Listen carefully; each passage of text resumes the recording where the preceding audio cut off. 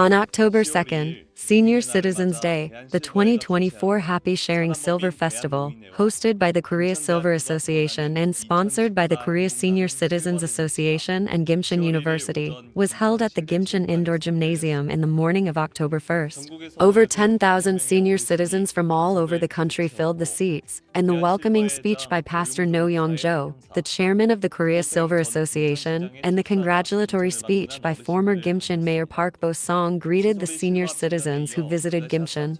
Following the Saesori Silver Choir, the Grotches Choir performed, and Pastor Park Ok-soo, the chairman of the Gimcheon University Board of Trustees and founder of the Good News Mission, shared God's heart that loves the silver. The performances by invited singers Seo-soon Nam, Kim Se-hee, and Nam Jin unfolded amidst the excitement, creating happy memories, and the event ended with a lucky draw where generous gifts were shared. It was a meaningful event that filled the hearts of 10,000 senior citizens with joy and happiness, along with October, which marks the beginning of the real fall season. On October 2 end, a joint worship service for the GNM region was held at the Good News Anson Church, inviting Pastor Park Ok-soo. The Anson Church members were delighted with Pastor Park Ok-soo's visit and invited their family and acquaintances whom they usually preach to, and foreign students attending the Korean class also attended the service. The Grotches Choir, who visited together, received great applause for their beautiful performance. Pastor Park Ok-soo said that there is nothing more precious than the gospel in the world, using Nehemiah 1 as the theme, and urged the believers to pray for one person, learn the Bible, spread the gospel, and experience the blessed history of salvation. This joint worship service for the Gyeonggi region became a time for the believers in the Gyeonggi region to learn the faith to live for the gospel.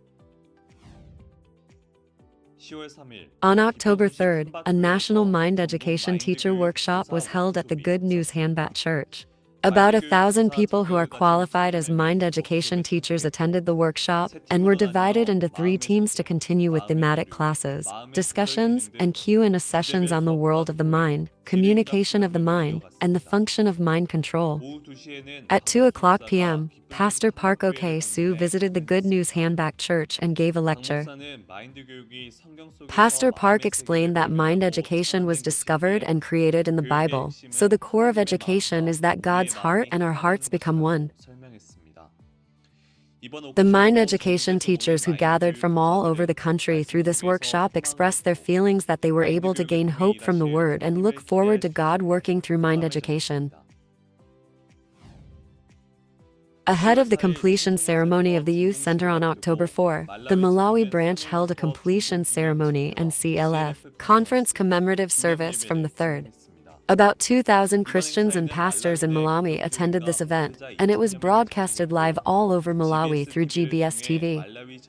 Presidential Religious Advisor Brian Carmendo delivered a congratulatory address, and following the Grotches Choir's congratulatory performance, Rev. Lee Yang-ju, Secretary General of the Korean Christian Association, delivered the Gospel from Romans 3 chapter 23 to 24. In the evening, a completion ceremony was held with the congregation, and Rev. Kim Young-hak delivered a sermon conveying hope to the congregation. The completion ceremony of the Malawi IYF Youth Center was held on October 4th, local time, with the attendance of the Malawi Vice President and government officials. Myanmar Good News Yangon Church held a 2-day Christian Leaders Alliance CLF meeting from September 30th to October 1st. About 200 pastors attended the event, and performances by the Azalea Dance Team, Jindali Choir, and Joy Band opened the hearts of the attendees. Missionary Kim Jong-woo, the instructor, delivered the gospel of salvation through the meaning contained in the tabernacle. The Yangbong Church is leading positive changes in the local Christian community through monthly CLF meetings.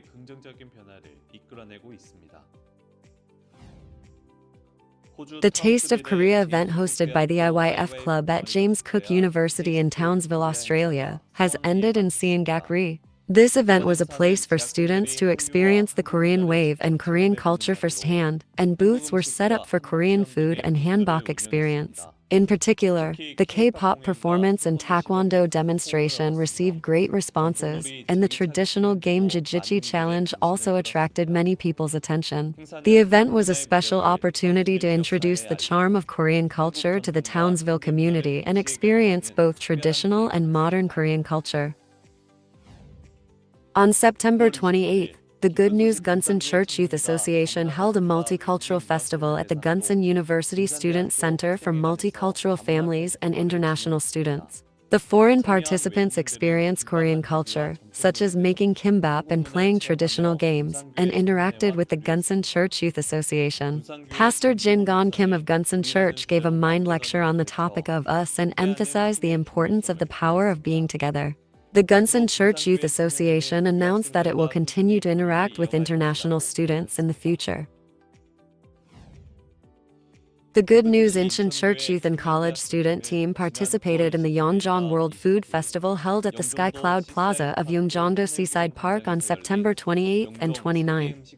About 90 volunteers participated, and while exhibiting items that allowed a glimpse into the cultures of Europe, Asia, North America, Central and South America, Africa, and Oceania, they provided various experiential events such as dream capture, South American bracelets, hair washing, and henna. The Incheon Church Youth and College student team announced that they will introduce the Good News Corps' overseas volunteer group to the volunteers who participated in the event. On 28th, about 30 international students and related parties from various countries such as Brazil, Malaysia, Sri Lanka, and Bangladesh gathered at the first International Student Cultural Exchange Program hosted by the Jeonbuk Regional Youth Association to experience and interact with various Korean cultures. The host introduced his overseas volunteer work experience and expressed his desire to connect with international students from various countries, and the students responded enthusiastically to the Korean traditional games they were trying for the first time.